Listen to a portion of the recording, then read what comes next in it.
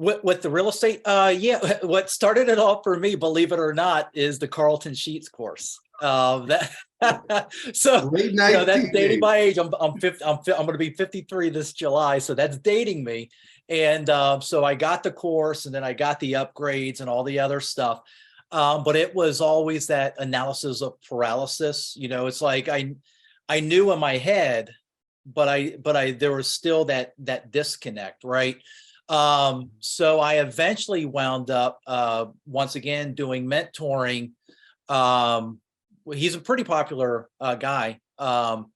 And so and it was a significant amount, but Yeah. I've far made that more than just that little investment. So yeah, it was, it's having taking classes or some type of coaching or some type of mentoring program. It 100% takes you from zero up to 180 in a relatively short period of time. And that was the thing for me, because I was just kind of like hem hawing around with it and not really doing anything. And then Sure. I took the mentoring, and then it's like I just started getting the deals one after the other and just rehabbing the properties and selling them I was talking to and somebody do just lease yesterday. options. I'm Yeah, sorry. I was just talking to somebody yesterday, and she was talking about wanting to get into notes and everything. I said, you absolutely can, and anybody can do that. Yep. However, you've got to learn the business, because it's Yeah. not as straightforward as real estate, and there are a lot of nuances. And when we got started 12, 14 years ago, pricing was such that we could make all kinds of mistakes, and we Yep. did. And we still made money enough that we could keep going. But in today's market, you've got to know what you're doing. Yeah. Well, yeah, 100%. And that's the other thing. You got to take that you got to flip that mindset that you are no longer the rehabber, you're the bank. Right. And it's still, and I still have that, rehabber mentality. Yeah. I'm like, no. I'm the bank. I'm the bank. I'm the bank. And Yeah. there's a complete difference between the two. Yeah. Yeah. I've done the same thing. I'm like, Yep. no. How does the bank do this? Okay. I'm the bank. I'm the bank. I apologize for the distraction for a second. I saw the feed on LinkedIn feed kind of died for a second, so I apologize. Hopefully it's better now. It's amazing when you shift that gear, that mindset change you go through, because you don't realize it while you're going through it, that this is a whole new world. And Yeah. then it becomes overwhelming, right? 100%. So how did you make that transition? And how did you learn by doing? Did you take a specific class to learn? Yeah, reaching out, having a mentor, and then also buying a bunch of books, and then also a bunch of YouTube videos.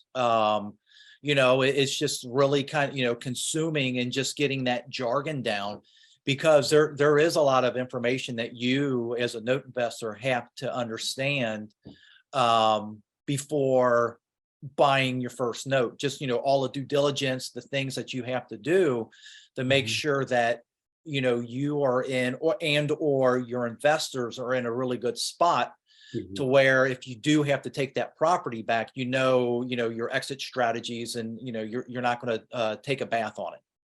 Right. Yeah, So absolutely. you dive in head first into the space of this great unknown and becoming the bank, right? That's a huge thing. Go from landlord to lien lord, as the old saying is. Your first deal, what did it look like? It was amazing. It was a non-performing note in South Carolina, and the funny thing is it was when I got it, when I reached out, the servicer actually reached out to the borrower and developed, got the phone number, contacted him. He actually called me, and he said that you are the first person. Let me back up. He got the number, called him, and then he gave the number to me, and then I called the borrower. And when I spoke to the borrower, he said, you are literally the first person that this loan has been sold like 7 or 8 times that has reached out to me. And he said, I have been trying to get this thing back on track. Mm-hmm. And he goes, I couldn't get in contact with anybody. And yeah, so now it's a performing note. And and I modified it for him, so that way, I helped him. But for me, it's I developed I know you have to, same thing with your tenants, right? Keeping it professional and personal. But with this borrower, it's really become more of a friendship with him, So it's a really good feeling being able to help him get back on track. And then he's been making his monthly payments like clockwork, and every couple months he'll reach out to me just to say, hey, how you doing? Just checking on me, and things like that. So it was really amazing. That's really cool. Are you based in South Carolina? Was that a local note for you? No, I'm in Cincinnati, Ohio. Oh, okay. All right. Yeah. Yeah. Yeah, I And- bought fair share in Cincinnati, of course. Yeah. Don't do much there anymore. We all mostly started in Franklin County, as most Yep. people who've been around for a while. We bought a whole lot in Franklin, but Franklin's Yeah. probably the easiest county for online records, online everything. It is amazing. Yeah. And you start branching out. You got into this space by mentors, resources. When was that point you got into the space where you're like, wow, this is working? Was it a deal? Was it a conversation you had? Was it an event you went to? I think it's all of the above. It's one of those things where I knew it was going to work, just because I saw the returns, and just with the previous experience that I had with the real estate, rehabbing properties, wholesaling subject to deals, short sales, owner finance note at 0% interest. It's like I knew all this stuff was going to work, and if I buy it right, I knew I'm going to make money, so it's just having that. For me, though, having that previous experience with already in this real estate space, I knew once I made that shift, as long as I buy it right at the yield that I need to buy it at, and then if I hold on to it for 2 to 3 years, then I'm going to be able to, make that profit, and then be able to sell that note to some other investor. Gotcha. And make sure that other investor down the road has a pretty good yield. Because, every time that I approach these notes, I want to give my investors or myself the return that I want to get. But also, when I'm holding these things for a couple years, I want to make sure that I give that investor a good return too. So I just don't want to leave scraps on the bone. I still want to have something substantial for that end investor. Yeah. That's So awesome. let's shift gears here for a second. You're bringing other investors on. You're doing great stuff with it. Why'd you start marketing it? Was it to gather from other people if they want to invest? Was it to just share and network? What was your premise on starting it, and was that the outcome you ended up with? Yeah, it's all and that's the thing. I know another mentor that I had. He would always, marketing, is a moving parade, right? So you never know who you're gonna touch, and that was always something that I've done with my previous real estate investing, was always marketed, postcards and things like that.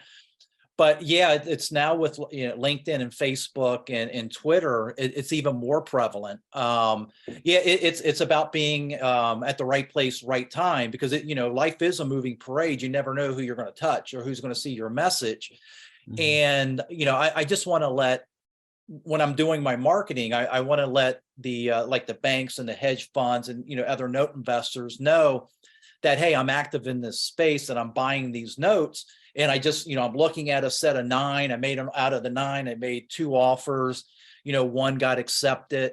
I have a weekly newsletter that I'll do a deal or dud. And so, it's like some of the properties that I looked at, whether they were a deal or some of them were a dud. And so that way I'll blast that out to everybody. But yeah, it's just all about basically being in front of that person to let them know that, hey, I'm here, I'm buying. The other thing is the everybody is kind of a buyer, seller, or a funder, right? And so as long as you take that approach and you think of that somebody's looking at it that may not be a note investor, but somebody else is looking at it, they see some of my other marketing that I'm doing, that there's the above average returns, and secured by a tangible asset, real estate, that they see that and they become interested. I've had many conversations with investors by just seeing my post either on LinkedIn or Facebook,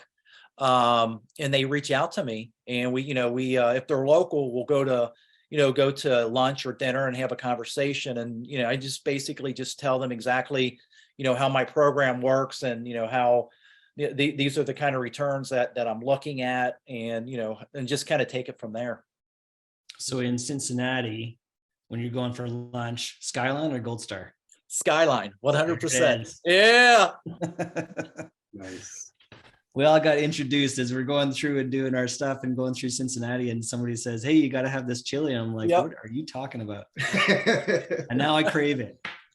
Order it Yeah. online and have it shipped to my Awesome. house. It's so good. Oh, I love it. I love it. So, connecting with local people is a real big thing in the space, right? If you're Yeah. not doing it in person, you're not flying out there, getting on a phone call and talking to people because they know the local market. Right. It passes the BPO mindset. It really kind of gets you deep dive into what areas do I want to avoid, what areas I don't want to avoid, and Yep. why do I not want to avoid them? Because somebody may not like an area doesn't mean that I shouldn't invest in it. Yep. Exactly. Getting the mindset it matters. We talked before about the fact that a lot of people put it, well, it's not a good property. Well, that doesn't tell me anything about the property, right? Right. Yeah. Tell me what you don't like about it. Well, it's under 100,000. That doesn't mean I'm not going to like it. It may not mean that you like it or not.